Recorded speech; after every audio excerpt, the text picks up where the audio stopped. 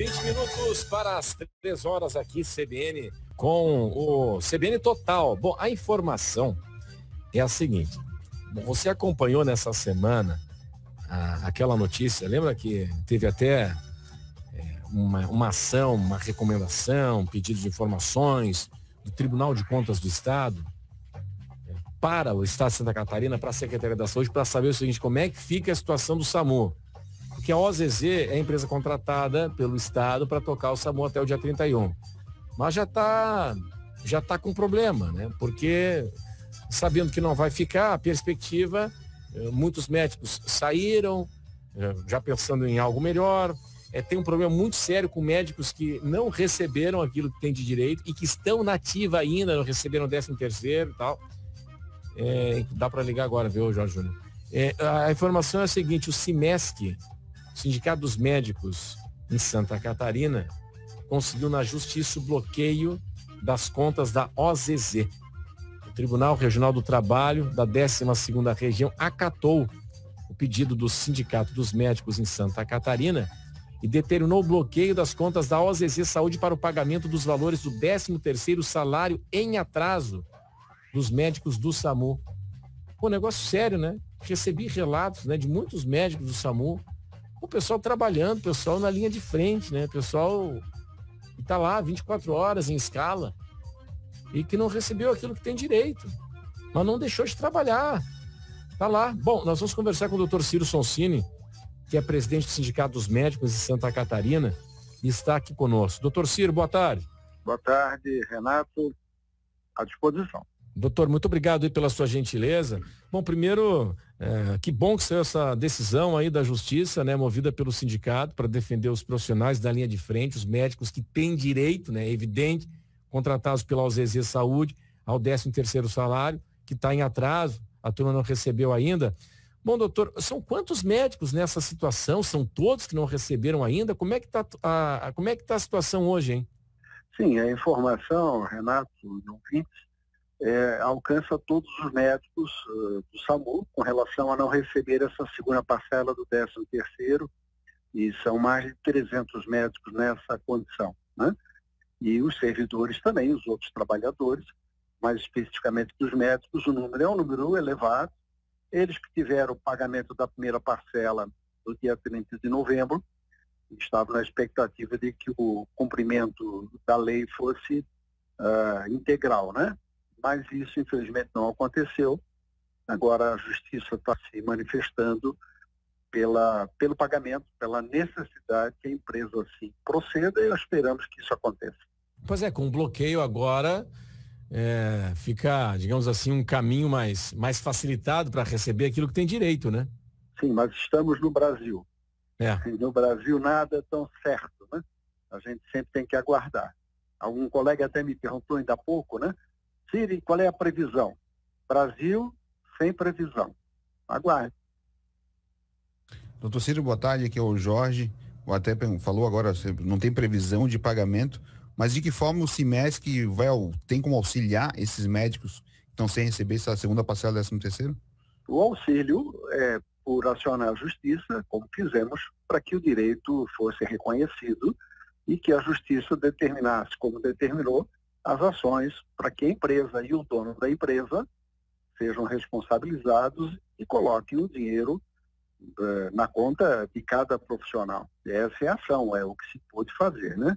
No mais, Jorge, o que nós fizemos também durante esses últimos meses é insistir com a Secretaria da Saúde para que houvesse uma nova licitação em busca do novo momento. Isso está em curso, está feito. Sim. E na iminência de não estar resolvido agora, a Secretaria tomou a decisão de contratar por até 180 dias a FAES para fazer a gestão do SAMU nesse período. Então, as ações foram feitas, provocadas não apenas pelo SIMESC, claro, mas também com a nossa participação. Essa é a ajuda possível que nós podemos fazer e, felizmente, está dando resultados. Bom, nós vamos conversar, inclusive, na segunda-feira, né, Jorge Júnior, para explicar como vai ser a operação da FAES nesse intervalo, né, nesse contrato tampão, digamos assim, até a definição do edital, vai que participe do edital também pode continuar, enfim. Agora, doutor, só para confirmar os números, o senhor falou hoje, né, com atraso no 13º, são quantos profissionais? Olha, no SAMU são mais de 300 médicos trabalhando. Uhum. Todos? Então é um grupo expressivo, né? Sem dúvida. Bom, e com relação a esse novo contrato, né, da FAES, o que o senhor tem de informações a respeito dos profissionais também? É uma instituição super forte, com credibilidade. Santa Catarina faz a gestão do EMOS, do CEPOM, com excelência também, né? O que o senhor tem de informação? Porque é um serviço que vai ter que ser prestado, seja por quem for, com qualidade na ponta para o cidadão, né? Olha, a informação que nós temos divulgada pela imprensa é de que o acordo já foi firmado por até 180 dias. Pode ser que antes disso a licitação que está em curso tenha o seu desfecho e opte ou por manter a FAES ou por ter outra empresa, mas por até 180 minutos. Isso veio tranquilizar esse final de ano, não só a população, mas também aos médicos e aos trabalhadores do SAMU. A FAES tem prestígio, é uma instituição respeitada, né? E a expectativa que nós temos é que ela tenha feito uma boa negociação para que não aceite um serviço sem que o pagamento seja feito na quantidade necessária. Diga-se, Renato, Jorge, Júnior e os nossos ouvintes, que o Estado não deixou de pagar nada à empresa, aos exemplos, durante esse período recente. Mas a impressão que nós temos é que o pagamento talvez não fosse o suficiente para ela fazer frente a tudo.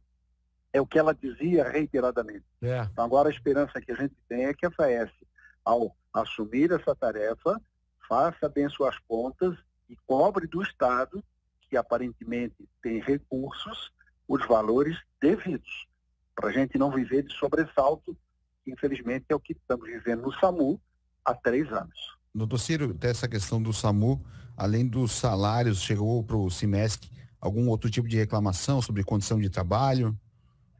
Com certeza. Há mais de um ano nós fizemos um levantamento com os médicos do SAMU e muitas queixas foram apresentadas e nós encaminhamos a Secretaria da Saúde, a empresa e tudo mais. Sabemos que o Conselho de Medicina concluiu uma fiscalização agora nesse segundo semestre e também já apresentou os responsáveis com diversos pontos a serem solucionados e a expectativa e esperança é que a nova empresa que irá assumir o SAMU consiga colocar na prática diversas melhorias que são solicitadas pelos médicos. Quanto à empresa que está prestes a concluir o seu ciclo no SAMU, nós também estamos com a ação na Justiça para que paguem as férias que não pagaram. Os médicos estão sem gozar férias há muitos anos. Agora, alguns, aos poucos, estão conseguindo usufruir desse benefício recuperador, digamos assim, fazendo com que as pessoas tenham o seu descanso merecido. Então, felizmente, esse ciclo está se encerrando e a gente tem a expectativa de que a nova empresa consiga fazer frente a tudo aquilo que o nosso arcabouço legal determina. Doutor, eu queria mudar de assunto, se o senhor me permite, fique à vontade aí para responder ou não, mas é uma questão, imagino que corriqueira, né, o senhor como liderança de classe. Tem um debate nacional, né, hoje, não dá para dizer nem que é um debate nacional, a meu juízo, né, me parece mais uma histeria, mas enfim, uma discussão a respeito da vacina das crianças, né, a vacina para a Covid para as crianças de 5 a 11. Pois bem, qual é o cenário hoje? A Anvisa aprovou, né, como sempre aconteceu, né, como é de praxe, a Anvisa aprovou, a vacina ela é administrada, entra para o calendário de vacinação e por aí vai. Da mesma forma como a mesma vacina foi aprovada pelas agências europeias, em Israel, agência americana e por aí vai. Bom, aí o governo federal abriu uma consulta pública, algo que é inusitado, né? Quando é uma decisão técnica que tem que partir da Anvisa, está perguntando para o cidadão comum. Mas é uma consulta pública torta, né? Porque já deu problema na largada, né? Na metade da manhã já não tinha como mais participar da consulta pública, cheia de falhas.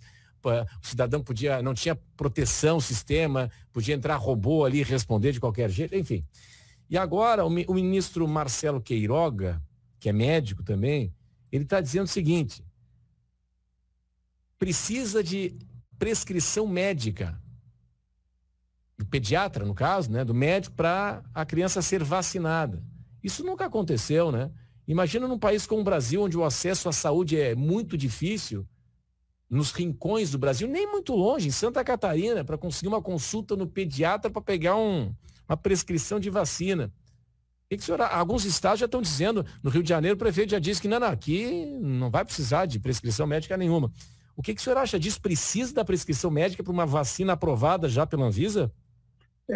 Me parece talvez um certo exagero, mas o Brasil é o país dos exageros.